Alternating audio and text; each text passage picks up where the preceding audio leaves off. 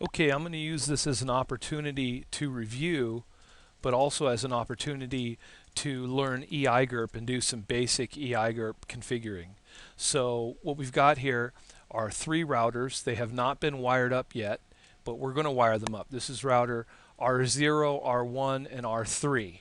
Then we have switches, S0, S1, and S2. And by the way, if you want to download this packet tracer file and follow along, you'll be able to download it at danscourses.com, and I'll put a link below.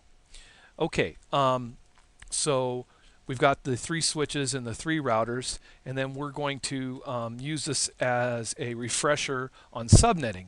So what we're going to do is, in between these routers, we will have 4 host networks, okay, small subnets in between these routers. And then out here, let's start from network 1. This network out here will be designed as a subnet for 128 hosts. Network 2, this will be a subnet for 64 hosts. And network 3, a subnet for 32 hosts out here, right? And then in between the routers, like I said, we've got network 4, 5, and 6, 4 hosts each. So we're going to need 6 subnets. So you can see here I've put the starting address, 192.168.5.0/24. This is our starting point, right? And now we're going to create 6 subnets out of it. So that's the first thing we're going to do is create these subnets, all right? Well, when you're networking, the first subnet is going to be 192.168.5.0, all right? And right now, if it's /24, it's 256 hosts. But we need, let's say, 128 hosts. And let me change that to 126 hosts usable, right? 126 usable hosts. So I'm going to change the subnet mask from /24 to /25, all right? And that will give me a network from 0 to 127, all right, /25. All right, starting at 5.0, going all the way to 5.127, and that'll give us the 126, let's say, hosts. 128 total hosts, 126 usable, because .0 is the network, and .127 is the broadcast. All right, so the next network will start at 128, and we need it for, let's say, we'll call this 62 hosts, right? And so this will go from 128. What we're going to do is we're going to make it a /26, right? And a /26 gives us 64 hosts. So 62 usable.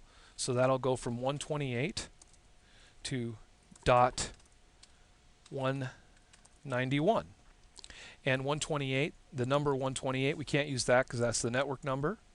And we can't use .191 because that's the broadcast number. But that'll be a /26.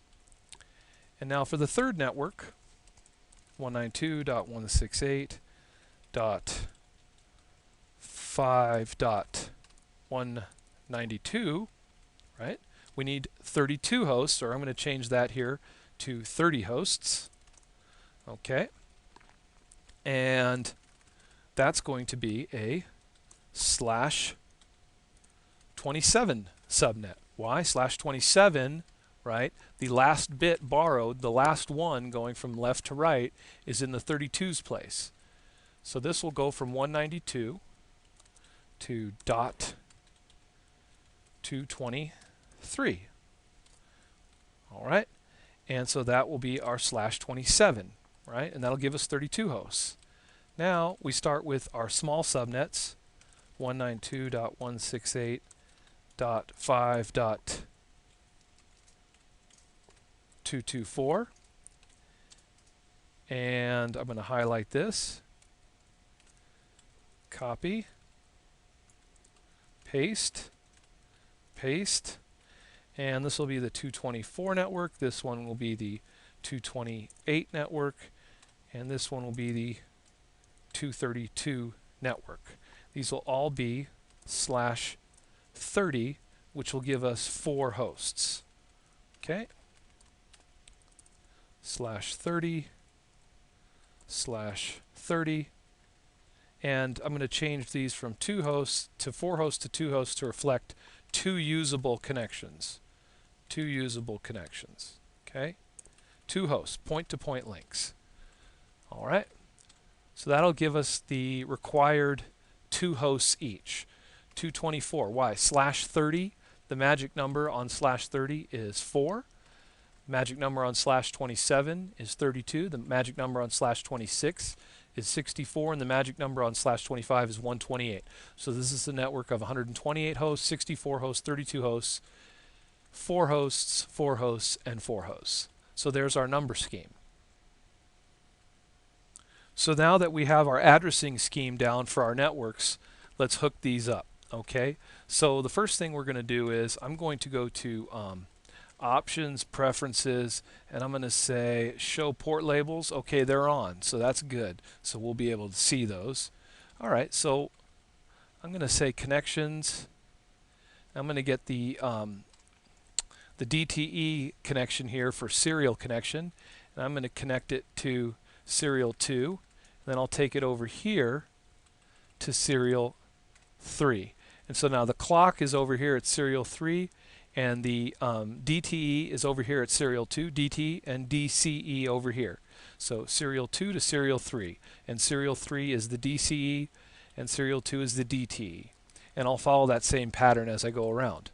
So I'll go here, serial 2 to serial 3, and then get this and say serial 2 to serial 3. And I can see here that where I have the clock showing is where I'm going to have to configure a clock rate on my serial interfaces. And we can hook up now from the Ethernet ports to these switches. So router to switch is a straight through cable. So I'll go here and grab a straight through cable, and I'll go from the router's fast Ethernet 0 to the first Ethernet port on the switch, and I'll do that again on all of these.